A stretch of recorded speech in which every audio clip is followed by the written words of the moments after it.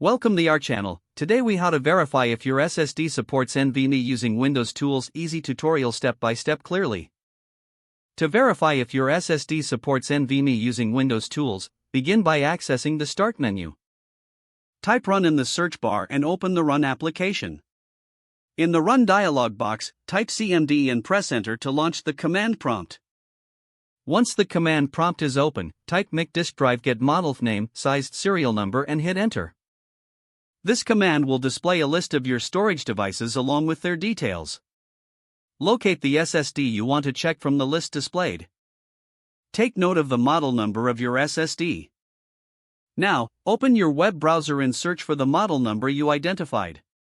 Look for official specifications from the manufacturer's website. Check if NVMe is listed among the features of your SSD.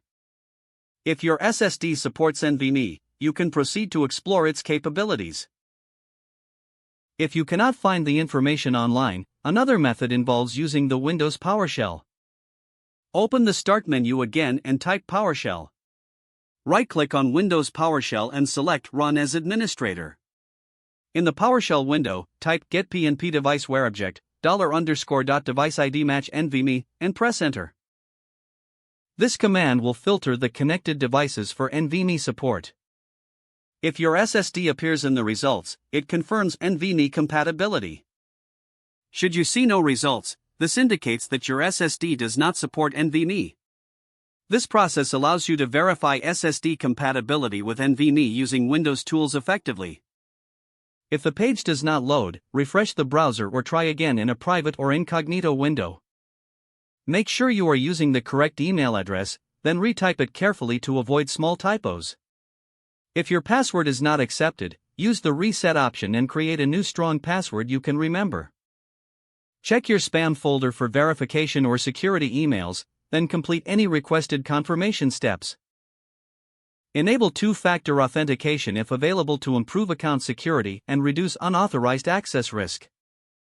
After signing in, review your profile details so your contact information and settings are accurate and current. If you see an error message, note it down and try again after restarting your device and internet connection. Log out when you finish, especially on shared devices, to keep your account and payment information secure. If the page does not load, refresh the browser or try again in a private or incognito window.